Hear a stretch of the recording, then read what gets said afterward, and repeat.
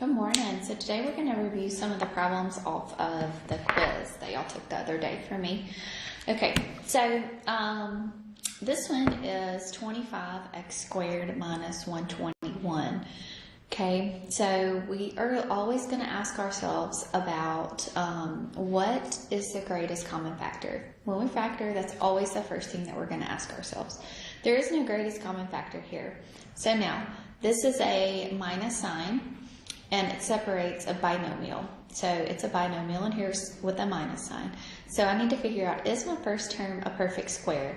So is 25 a perfect square? And that answer is yes. So that term is 5x times 5x. And 121 is also a perfect square, which is an 11. So that means that this thing is going to be able to factor as 5x minus an 11 times 5x plus an 11. Okay? All right, the second part here, the number 2 here, it says a cubed b squared minus an a. So here, I always ask myself, is there a greatest common factor? Is there a greatest common factor here? And yes, there is. That means that you're going to divide both terms by an a. Okay? Factored it out. So here you're going to have an a squared, b squared, minus a 1. All right, now you need to see if you can keep going. You've got an a squared, b squared, so that's a perfect square. 1 is a perfect square. There's a minus sign inside there. So this is going to be able to factor as a minus and a plus. So an ab minus 1 and an ab plus 1. Okay. All right. Next thing here, number 3, I want to look here, 5x squared minus a 30x plus a 40. So is there greatest common factor? Is there a number that I can take out of this entire problem? Okay. And there is, right? There is a 5 that's going to be in common in everything. So if you take a 5 out of here, you're dividing every term by 5. Okay, so when you divide every term by 5, you're going to be left with an x squared minus a 6x plus an 8. Okay, so now I need to figure out what multiplies together to give me an 8 and adds together to give me a negative 6. So what multiplies together to give me a positive 8 and adds together to give me a negative 6? And that's going to be what? Negative 4 times a negative 2 multiplies to give you a negative 8. And negative 4 minus a 2 adds together to give you a negative 6. So this is going to be able to factor as x minus 4 times x minus a 2. You factor out a 5 at the very beginning. Okay. All right, let's look here. X squared minus 5x plus a 6. That's a basic trinomial here, just like this one over here ended up being a basic trinomial. So I ask myself what multiplies together to give me a 6 and adds together to give me a negative 5. Okay? So negative 3 times negative 2 multiplies together to give you a positive 6, and negative 3 plus a negative 2 adds together to give you a negative 5. So this is going to factor as x minus 3 times x minus a 2. Okay. All right, let's do some more. So here I've got an x cubed minus a 3x squared y minus an x plus a 3y. Ask yourself, is there a greatest common factor? No greatest common factor. How many terms do I have? I have 4. So you are going to take the first 2, take the second 2, and group. Out of the first grouping, what can you take out? You can take out an x squared. So when you take out that x squared, you're dividing each term by x squared. So you're going to be left with an x minus a 3y. In the second grouping, what can you factor out?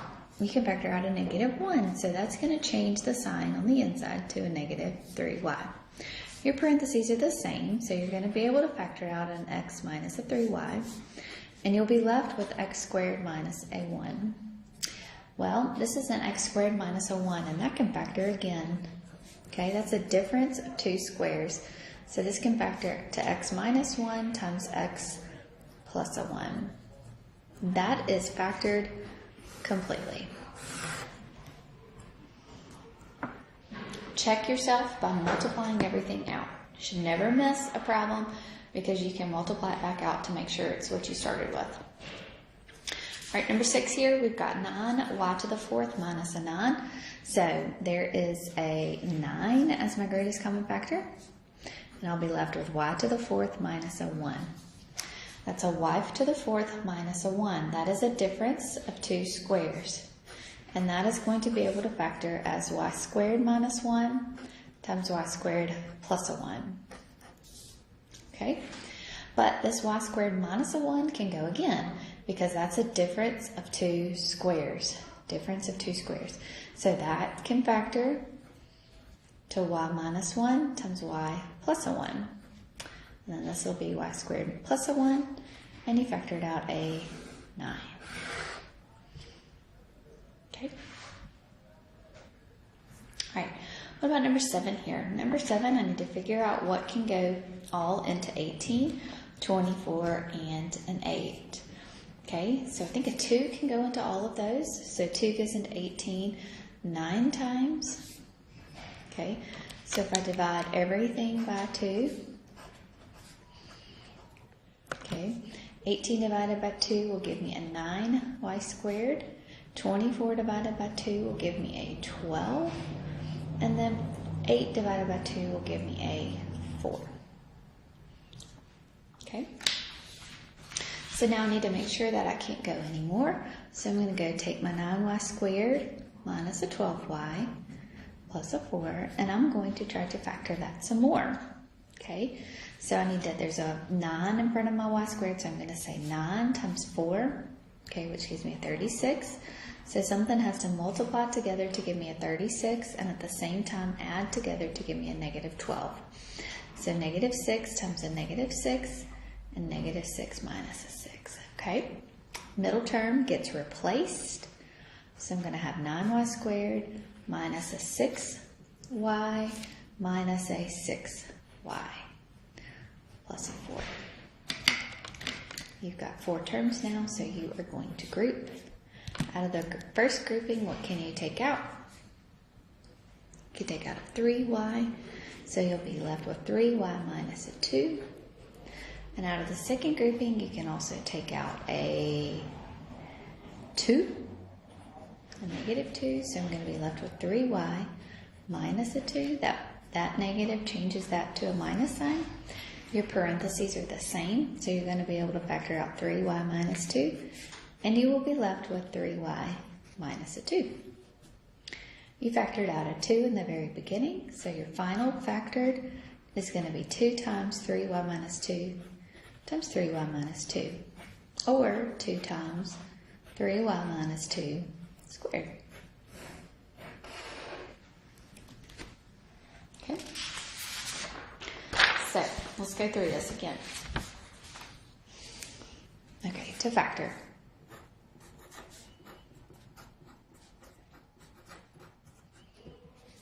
First thing, look for greatest common factor.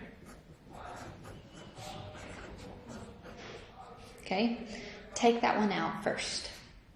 The second thing you're going to be looking for is how many terms do you have? Okay, so if you have 2 terms, okay, what you're looking for is your first term is a squared, you have a minus term, and your second term is a square. If you have those 2 things, if you have a minus, a square, square, then this can factor as the difference. So x minus y and an x plus a y. Okay? If you have 4 terms, you are going to factor by grouping. So you're going to group first 2,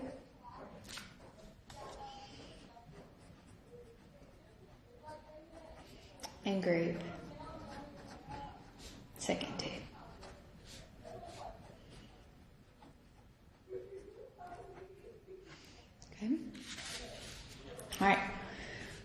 if you have 3 terms? Okay, if you have 3 terms and,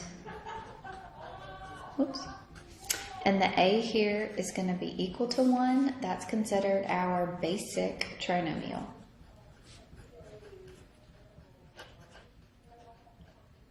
So you have to figure out what multiplies together to give you C and adds together to give you a B. Okay, and that is going to be able to factor to a basic trinomial, so those 2 numbers that you find will go right there. Okay? If you have 3 terms where that A term is greater than, okay, is not equal to 1, so if it's 5, 12, 25, something like that, okay, then you have to factor by grouping.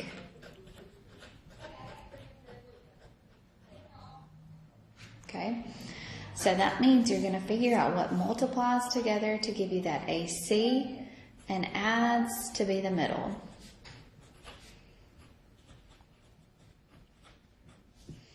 Okay, and when you factor by grouping, what's going to happen is you are going to have those 2 numbers right here. Okay, whatever those 2 numbers are now become that coefficient of that x. And so then you would factor by grouping.